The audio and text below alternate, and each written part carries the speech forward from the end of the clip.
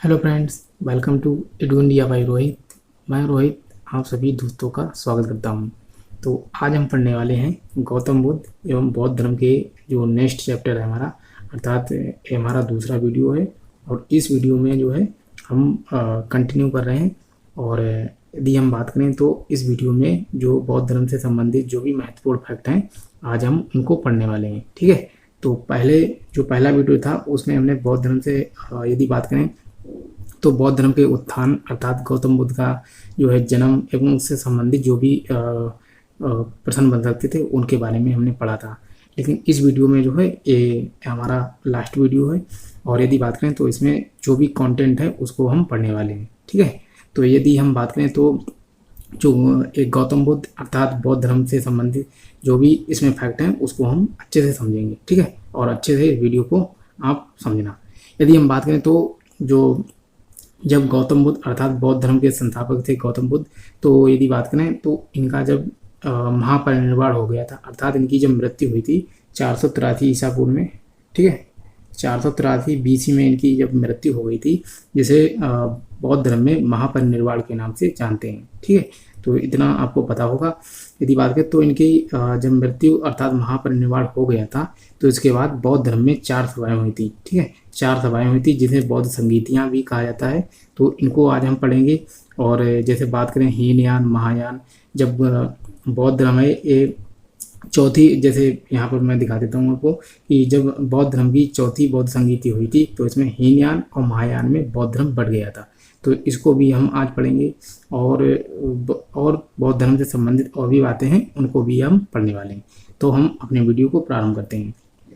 यदि हम बात करें तो गौतम बुद्ध या बौद्ध धर्म के जो देखा जाए तो गौतम बुद्ध जो थे वो बौद्ध धर्म के संस्थापक थे। ठीक है, और आगे यदि बात करें तो इसमें जो 4 बौद्ध संगीतियाँ हुई थी इनको हम पढ़ने वाले हैं, क्योंकि इनसे देखा जाए तो इनसे प्रत्येक एग्जाम में इनके बारे में कोई ना कोई प्रश्न पूछ लिया जाता है। तो इसलिए ये जो देखा जाए तो बहुत ही बीवीआई बौद्ध संगीतियाँ हैं। और इनके यदि बात करें जैसे क्रम, वर्ष, स्थान, राजा एवं अध्यक्ष और मुख्य बिंदु, इन सभी से जो है इसमें प्रश्न पूछे जाते हैं। ठीक है, पूछ लिया जाएगा कि प्रथम बौद्ध संगीति हुई थी कौन से वर्ष में हुई थी, स्थान क्या था, राजा कौन सा था, अध्यक्ष कौन था और मुख्य बिंदु क्या है।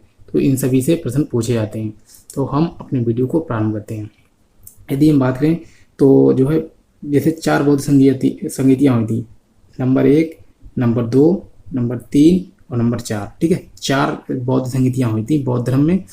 और इनका वार्ष अब देख लेते हैं। पहली बौद्ध संगीति 483 बीसी में हुई थी। दूसरी बौद्ध संगीति इसके 100 वर्ष बाद 383 बीसी में हुई थी। और जो तीसरी बौद्ध संगीति है ये 247 बीसी और कहीं कहीं पर 251 या 53 बीसी भी आपको मिल सकता है। ठीक है, अप्रोक्स में लगभग इतना ही मिलेगा आपको। और आगे जैसे मैं आपको दिखा दूँ तो जो यदि बात करें तो चौथी बौद्ध संगीति जो हुई थी ये लगभग प्रथम शताब्दी ईस्वी में हुई थी। ठीक है, लगभग 102 एडी के आसपास ये हुई थी। तो ये थी 4 बौद्ध संगीतियों का जो है तिथि। और इसके बाद यदि हम बात करें तो इनके स्थान, पहली बौद्ध संगीति जो हुई थी ये राजगृह में हुई थी। दूसरी बौद्ध संगीति हुई थी ये वैशाली जो कि बिहार में, राजगृह भी बिहार में ही पड़ता है और वैशाली भी बिहार में ही पड़ती है। पाटलिपुत्र ये भी बिहार में ही पड़ता है। तो तीसरी बौद्ध संगीति पाटलिपुत्र में हुई थी। चौथी बौद्ध संगीति जो कि कुंडलवन में हुई थी जो कि वर्तमान में कश्मीर में है। ठीक है, तो ये 4 बौद्ध संगीति हुई थी। और 3 जो ऊपर वाले 3 स्थान हैं ये तीनों के तीनों बिहार में हैं, चौथी कश्मीर में है। और यदि बात करें तो राजा, इसमें जो पहली बौद्ध संगीति हुई थी इसमें राजा जो था अजातशत्रु था। और दूसरी बौद्ध संगीति में कालाशोक की बात करें तो ये जो है जैसे बात करते हैं शिशुनाग, जो शिशुनाग का पुत्र था कालाशोक, तो शिशुनाग वंश से ही संबंधित था कालाशोक। और अजातशत्रु की बात करें तो ये बिंबिसार का पुत्र था।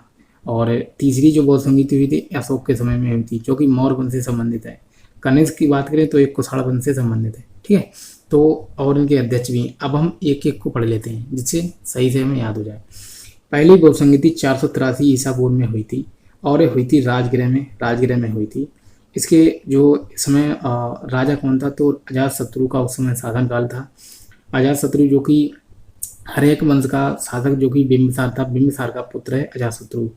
और जो अध्यक्ष इस समय था महाकश्यप। ठीक है, तो अध्यक्ष इस समय महाकश्यप था।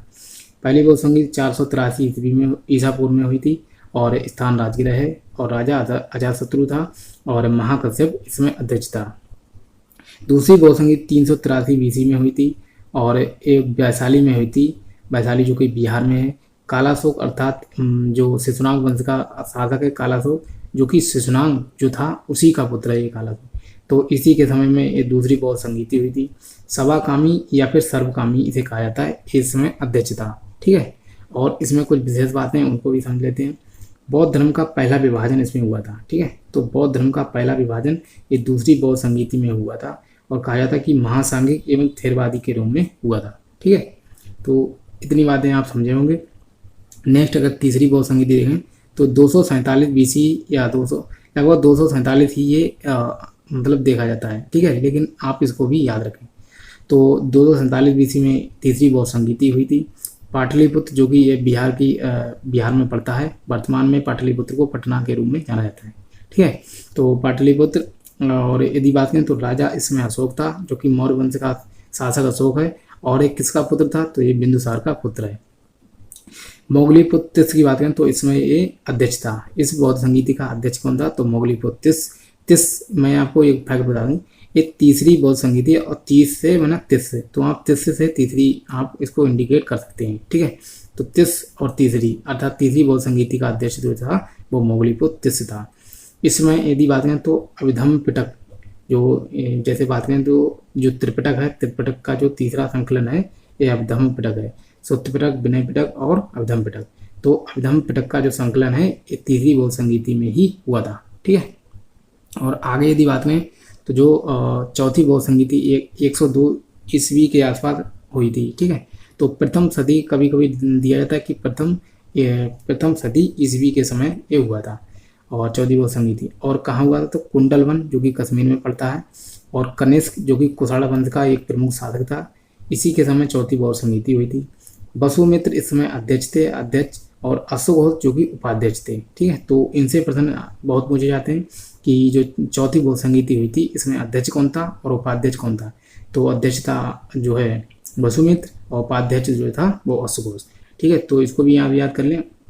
और चौथी बौद्ध संगीति में ही बौद्ध धर्म का जो है विभाजन हुआ था। जैसे बात में हीनयान और महायान में विभाजन हुआ था, हालांकि विभाजन पहले भी हो चुका था जैसे महासांघिक थेरवादी के रूप में, लेकिन यहाँ पर जो हीनयान और महायान ये बहुत ही महत्वपूर्ण है। इनसे प्रश्न पूछे जाते हैं कि जो चौथी बौद्ध संगीति है इसमें हीनयान और महायान का विभाजन हुआ था। ठीक है, तो इनके बारे में भी हम समझेंगे। और यदि बात करें तो मैं आपको एक बार रिवाइज कर दूं, क्योंकि इनसे बार बार प्रश्न पूछे जाते हैं तो हमें याद होना बहुत ही जरूरी है। पहली बौद्ध संगीति 483 ईसा पूर्व में हुई थी, राजगृह में हुई थी। अजातशत्रु शासक था, महाकश्यप जो कि अध्यक्ष था। दूसरी बौद्ध संगीति 383 BC में हुई थी, इसके 100 वर्ष बाद ये हुई थी। और इसकी 383 BC में वैशाली ये स्थान है। कालाशोक जो कि शासक था, सभाकामी या सर्वकामी जो कि अध्यक्ष था। और दूसरी बौद्ध संगीति में महासांघिक एक थेरवादी के रूप में विभाजन हुआ था। तीसरी बौद्ध संगीति 247 BC में हुई थी। पाटलिपुत्र जो कि जिसे वर्तमान में पटना कहते हैं, तो पाटलिपुत्र में हुई थी। और अशोक जो कि बात करें शासक था, मोगलीपुत्र जो कि अध्यक्ष था। अभिधम्म पिटक का संकलन हुआ था इसमें। और चौथी बौद्ध संगीति जो है इसमें क्या हुआ था, एक प्रथम शताब्दी ईस्वी में ये हुई थी। कुंडलवन जो कि कश्मीर में है, यहाँ ये स्थान है। और कनिष्क जो कि शासक था। और बात करें वसुमित्र अध्यक्ष था और अश्वघोष उपाध्यक्ष। बौद्ध धर्म का विभाजन हुआ था महायान और हीनयान में, तो आप इसको भी याद कर लें। ठीक है, तो यदि बात करें तो अब हीनयान और महायान को अब हम समझ लेते हैं। यदि बात करें तो हीनयान और महायान, हीनयान की बात करें तो ये दो संप्रदायों में बढ़ गया था बौद्ध धर्म, जो चौथी बौद्ध संगीति हुई थी। तो इसमें यदि बात करें तो थोड़ा सा डिफरेंस है, उसको समझते हैं। हीनयान संप्रदाय के जो लोग थे वो रूढ़िवादी थे। ठीक है, परिवर्तन विरोधी थे, अर्थात जो भी महात्मा बुद्ध या गौतम बुद्ध ने जो भी सिद्धांत बताए थे वो उन्हीं पर चल रहे थे और जो है परिवर्तन के विरोधी थे। लेकिन बात करें महायान वाले तो ये परिवर्तन के समर्थक थे। इन्होंने कुछ जो है बौद्ध धर्म के जो भी सिद्धांत थे उनसे कुछ परिवर्तन इन्होंने किया था। ठीक है, तो ये परिवर्तन के समर्थक थे। यदि बात करें जो हीनयान वाले थे ये बुद्ध को महापुरुष मानते थे। यदि बात करें तो गौतम बुद्ध ने जब वो जीवित थे तो उन्होंने कहा था कि मैंने एक मनुष्य के रूप में जन्म लिया है, तो आप जो है कोई भी मनुष्य देवता नहीं हो सकता। तो उन्होंने खुद को देवता नहीं माना था, तो इसीलिए क्योंकि ये परिवर्तन के विरोधी थे और ये जो जो भी महात्मा बुद्ध ने शिक्षाएं दी थी ये उन्हीं पर चल रहे थे। ठीक है, यदि बात करें तो हीनयान के जो समर्थक थे इन्होंने महात्मा बुद्ध को महापुरुष माना लेकिन देवता नहीं माना। यदि बात करें तो जो महायान शाखा के थे इनकी यदि बात करें तो बुद्ध को इन्होंने एक देवता माना और अवतार अर्थात अवतार माना, तो ये इनकी पूजा भी करते थे।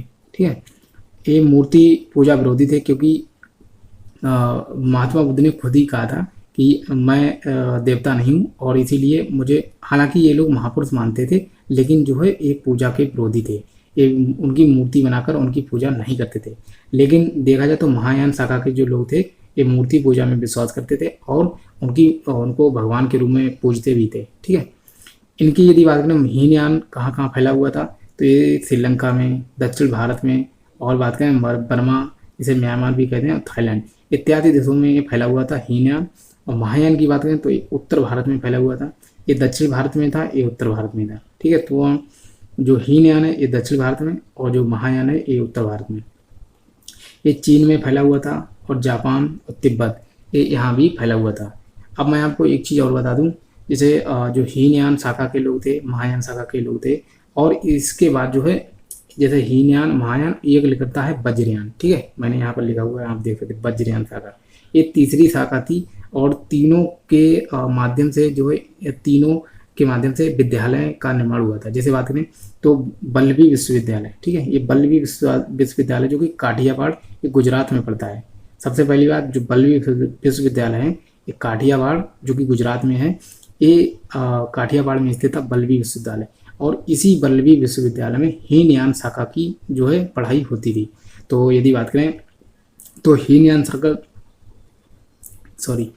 जो हीनयान शाखा से संबंधित जो विश्वविद्यालय था ये बल्लभी विश्वविद्यालय था जो कि गुजरात के काठियावाड़ में स्थित है। ठीक है, अब आगे यदि बात करें तो जो महायान शाखा से संबंधित था ये नालंदा विश्वविद्यालय था। नालंदा विश्वविद्यालय जो था इसकी स्थापना कुमारगुप्त प्रथम ने की थी। ठीक है, कुमारगुप्त प्रथम ने इसकी नालंदा विश्वविद्यालय की स्थापना की थी और इसी नालंदा विश्वविद्यालय में महायान शाखा की जो है शिक्षा प्राप्त होती थी। ठीक है, तो हीनयान से संबंधित था बल्लभी विश्वविद्यालय जो कि काठियावाड़ गुजरात में स्थित है, और जो महायान शाखा से संबंधित था ये नालंदा विश्वविद्यालय था जिसकी स्थापना कुमारगुप्त प्रथम ने की थी। ठीक है, और यदि मैं आपको और दिखा दूं, जैसे यदि बात करें तो जो विक्रमशिला विश्वविद्यालय, ये मैंने लिखा हुआ है विक्रमशिला विश्वविद्यालय, इसकी यदि बात करें तो जो वज्रयान शाखा थी, जैसे हीनयान शाखा, महायान शाखा, और एक शाखा जो तीसरी इसका निर्माण हुआ था ये वज्रयान शाखा। तो वज्रयान शाखा से की जो पढ़ाई थी ये विक्रमशिला विश्वविद्यालय में होती थी। तो आप इसे भी याद कर लें, विक्रमशिला विश्वविद्यालय में इसकी पढ़ाई होती थी और इसकी स्थापना जो है ये धर्मपाल ने की थी। धर्मपाल की बात करें तो जो पाल वंश का ये पाल वंश का शासक है धर्मपाल, तो है पाल वंश का शासक था धर्मपाल, और इसी ने जो है वज्रयान शाखा की से संबंधित जो विश्वविद्यालय था इसका निर्माण किया था जो कि विक्रमशिला विश्वविद्यालय था। ठीक है, तो मैं आपको तीनों ही दिखा देता हूँ फिर से।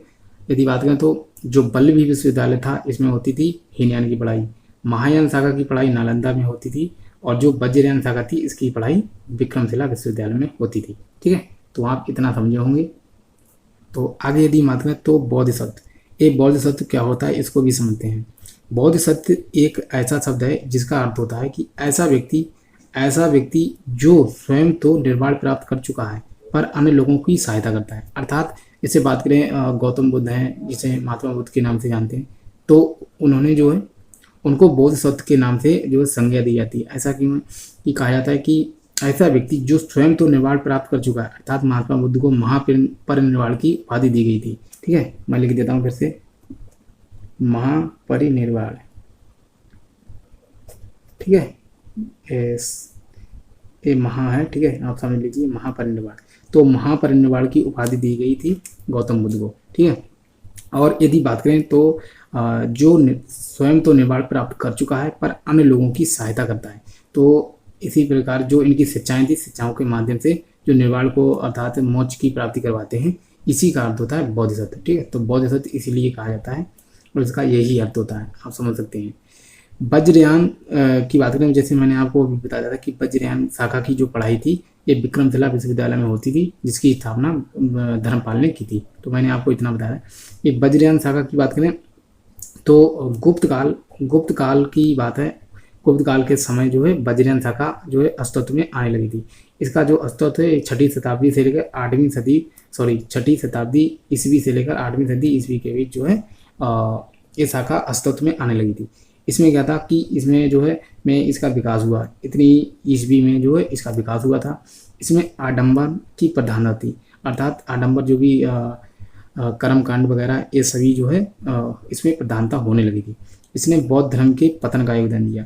यदि बात करें तो जब बौद्ध धर्म की स्थापना हुई थी तो कहा जाता है कि उसमें जो भी हिंदू धर्म जो भी उसमें धर्म स्थापित थे उन सभी में कर्मकांड एवं आडंबरों की बहुत ही प्रधानता थी, जिसके कारण जो है जब 6वीं शताब्दी ईस्वी में ईसा पूर्व में 600 BC में जो है ये बौद्ध धर्म का उदय हुआ था। ठीक है, इस बौद्ध धर्म का उदय भी 6वीं शताब्दी BC में हुआ था और जैन धर्म का उदय भी 6वीं शताब्दी BC के आसपास हुआ था। ठीक है, तो कहा जाता है कि जब जो भी हिंदू धर्म मान्यताओं वाले जितने भी संप्रदाय उसमें चल रहे थे तो उनमें कर्मकांड एवं आडंबर बहुत ही प्रमुख हो चुके थे, जिनके कारण उन धर्मों से जो है लोग बौद्ध धर्म एवं जैन धर्म में अपना ट्रांसफर कर रहे थे, अर्थात संप्रदाय को जो बौद्ध धर्म एवं जैन धर्म है इसको स्वीकार कर रहे थे।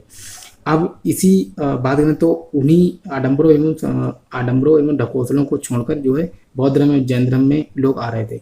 और बात करें जो वज्रयान शाखा इसमें भी वही बातें होने लगी, अर्थात इसमें भी आडंबर एवं ढकोसले फिर से प्रारंभ हुए। अब इस वज्रयान शाखा ने ही कहा जाता है कि इसमें बौद्ध धर्म के पतन में योगदान दिया। क्यों दिया? क्योंकि जिसको छोड़कर लोग आए थे इसमें, अब इसमें भी वही कार्य होने लगा था, तो इसलिए कहा जाता है कि इसने भी पतन का कार्य किया। और बाद में जो है कुछ समय बाद बौद्ध धर्म भी पतन के मतलब लिए अग्रसर होने लगा था। ठीक है, तो इसीलिए इसके कारण लोग कहने लगे थे कि इससे बढ़िया तो हमारा जो पहले वाला धर्म था वो ही था, क्योंकि जिसको छोड़कर हम आए थे अब वही यहाँ भी प्रारंभ हो चुका था। ठीक है, तो आप इतना समझे होंगे। आगे यदि बात करें तो जो है अब समझ लेते हैं आगे जो भी बातें हैं। जैसे यदि हम बात करें तो बौद्ध साहित्य की बात करें तो बौद्ध साहित्य जो थे पाली भाषा में ये लिखे गए थे। और जो बौद्ध जैसे गौतम बुद्ध की बात करते हैं, गौतम बुद्ध ने जो भी अपनी शिक्षाएं या जो भी अपने दार्शनिक सिद्धांत दिए थे वो सभी पाली भाषा में ही दिए थे, क्योंकि उस समय जो पाली भाषा थी उसमें आम लोगों की ये भाषा थी, तो इसलिए उन्होंने आम भाषा में ही अपने विचार दिए थे। ठीक है, जिसको लोग समझते भी थे। अब इसकी बात करें बौद्ध साहित्य। ये बौद्ध साहित्य जो है जैसे त्रिपिटक भी एक बौद्ध साहित्य है और एक पाली भाषा में रचित है। दूसरा है त्रिपिटक में आते हैं 3, एक है सुत्त पिटक, दूसरा है विनय पिटक और तीसरा है अभिधम पिटक। ये 3 पिटक जो है त्रिपिटक के अंतर्गत आते हैं। तो इसकी बात करें सुत्त पिटक में क्या है? सुत्त पिटक में बुद्ध के उपदेश, ठीक है, बुद्ध के उपदेश थे और उपदेशों का संग्रह है सुत्त पिटक में। और दूसरी बात करें विनय पिटक। ये विनय पिटक जो है इसमें संघ के जो भी नियम होते थे नियमों का संग्रह किया गया है विनय पिटक में। और जो तीसरे की बात करें अभिधम पिटक में जो है बुद्ध के दार्शनिक विचारों का संग्रह किया गया है। तो ये तीनों पिटकों में अलग अलग हैं। इसमें सुत्त पिटक में बुद्ध के उपदेश दिए गए हैं, विनय पिटक में संघ के नियमों का संग्रह किया गया है और अभिधम पिटक में बुद्ध के जो भी दार्शनिक विचार थे उनको संग्रहित किया गया है। ठीक है, तो इतना आप समझे होंगे। यदि हम आगे बात करें तो जैसे जातक कथाएं थी, इनमें कहा जाता है कि बुद्ध के पूर्व जन्म की जो भी कथाएं थी वो जातक कथा के नाम से ही जानी जाती हैं। ठीक है, और आगे यदि बात करें तो बुद्ध चरित है, सौंदरानंद है और सारीपुत्र प्रकरण, ये अश्वघोष की रचना है और ये बौद्ध धर्म से ही रिलेटेड मानी जाती हैं, तो इनको भी आप याद रख लें। बुद्ध चरित, सौंदरानंद और सारीपुत्र प्रकरण, ये तीनों ही रचनाएं जो हैं अश्वघोष की रचनाओं के नाम से जानी जाती हैं। एक पुस्तक है लाइट ऑफ एशिया मतलब एशिया का प्रकाश जो पुस्तक है, ये लाइट ऑफ एशिया जो है ये महात्मा बुद्ध के लिए कहा गया है, एशिया का प्रकाश पुंज। ठीक है, क्योंकि ये बौद्ध धर्म जो था उसमें बहुत ही चरम पर था, जिसके कारण इसको जो गौतम बुद्ध थे उनको लाइट ऑफ एशिया के नाम से जो है कहा गया था। और ये लाइट ऑफ एशिया एक पुस्तक है और कहा जाता है कि एडविन अर्नॉल्ड जो थे इन्होंने ये पुस्तक का संकलन किया था। मिलिंद पन्हु, ये भी एक पुस्तक है और कहा जाता है कि इसमें जो मिनांडर मिनांडर की बात करें तो ये मिनांडर एक जो है शक शासक था मिनांडर। तो कहा जाता है मिनांडर और नागसेन के बीच जो है इसमें वार्तालाप हुआ था। मिनांडर ने प्रश्न पूछे थे, जो कि नागसेन जो थे ये एक बौद्ध भिक्षु थे। तो मिनांडर ने प्रश्न पूछे थे और नागसेन ने जो है उत्तर दिए थे। तो कहा जाता है मिलिंद पन्हों में नागसेन और मिनांडर के प्रश्नों और उत्तरों का वर्णन किया गया है। ठीक है, तो इसीलिए कहा जाता है मिलिंद मिलिंद पन्हों का अर्थ होता है मिलिंद के प्रश्न। तो ये भी एक पुस्तक है जो कि बौद्ध धर्म से रिलेटेड मानी जाती है। और आगे यदि बात करें तो मैंने यहाँ पर लिखा है, जैसे मैं आपको दिखा देता हूँ। जैसे यदि बात करें तो चैत्य, स्तूप और विहार, ये तीनों ही बौद्ध धर्म से संबंधित हैं और तीनों का अलग अलग मतलब होता है। चैत्य, स्तूप और विहार क्या होते हैं? गांध। और इसमें जो पहले मैं आपको इन तीनों को समझा देता हूँ। चैत्य की बात करें तो जो चैत्य होते हैं ये बौद्ध धर्म से संबंधित जो भी पूजा घर होता है, जहाँ पर बौद्ध धर्म के अनुयायी पूजा करते हैं, तो ये चैत्य में ही उनको चैत्य के नाम से जाना जाता है। स्तूप की यदि बात करें तो जहाँ भी, जैसे जब महात्मा बुद्ध की महापरिनिर्वाण हुआ था तो उनके जो भी अवशेष थे, जहाँ जहाँ मतलब जो स्तूप होते हैं, स्तूप बनाए जाते हैं, तो स्तूप जहाँ बनाए जाते हैं वहाँ पर महात्मा बुद्ध के जो है अवशेषों को रखा जाता है। और जो बौद्ध धर्म के अनुयायी हैं, जो भी प्रमुख थे, उनके भी अवशेष रखे जाते हैं। तो बौद्ध धर्म या फिर महात्मा बुद्ध के जो भी अवशेष होते हैं वो स्तूपों में ही रखे जाते हैं। ठीक है, तो स्तूप का निर्माण किया जाता है। आपको पता होगा कि जो अशोक था, अशोक ने लगभग 84,000 स्तूपों का निर्माण कराया था। यदि बात करें बिहार एवं मठ, जो बिहार एवं मठ था, इनकी यदि बात करें तो ये क्या, इनके निवास स्थान होते हैं, अर्थात जो जो बौद्ध भिक्षु होते हैं वो अपने इनके निवास स्थान होते हैं एवं यहाँ पर आराम वगैरह ये सभी करते हैं। ठीक है, तो तीनों का अलग अलग अर्थ है। चैत्य जो कि पूजा घर होते हैं, स्तूप जो कि मृत्यु अवशेष रखे जाते हैं जहाँ, उन्हें स्तूप कहा जाता है, और बिहार एवं मठ इसे कहा जाता है जहाँ इनके निवास स्थान होते हैं। तो इतनी बात आप समझ गए होंगे। और एक मैं बात और बता दूं, जैसे महात्मा बुद्ध जो थे उन्होंने इनके शिष्य थे आनंद। ठीक है, आनंद जो थे, आनंद ने ही इनकी यदि बात करें तो आनंद जो है महात्मा बुद्ध के सबसे प्रिय शिष्य के नाम से जाने जाते हैं। आनंद के कहने पर ही महात्मा बुद्ध ने स्त्रियों को जो है बौद्ध धर्म में प्रवेश दिया था। और मैंने आपको बताया था कि प्रथम जो शिष्या थी वो उनकी मौसी, अर्थात जो प्रजापति गौतमी थी, उन्हीं को प्रथम शिष्या बनाया गया था। तो जो है यदि बात करें तो तब उन्होंने, महात्मा बुद्ध ने कहा था कि ये बौद्ध धर्म जो है, इसमें यदि स्त्रियों का प्रवेश ना होता तो लगभग ये 1000 वर्षों तक चलता, लगभग 1000 वर्षों तक ये चलता। लेकिन अब ये स्त्रियों का प्रवेश हो गया तो ये लगभग 500 सालों में ही जो है ये अपने पतन की ओर अग्रसर हो जाएगा। ठीक है, तो ये बात कही थी महात्मा बुद्ध ने। तो आशा करता हूँ कि आपको जो भी मैंने फैक्ट बताए वो आपको अच्छे लगे होंगे और आपको समझ में भी आए होंगे, क्योंकि इनसे जो है प्रश्न पूछे जाते हैं, तो मैंने इन फैक्टों को इसमें लिया। ठीक है, तो आशा करता हूँ कि ये वीडियो आपको पसंद आएगी। मिलते हैं नेक्स्ट वीडियो में और चैनल से जुड़े रहिए। जय हिंद, वंदे मातरम।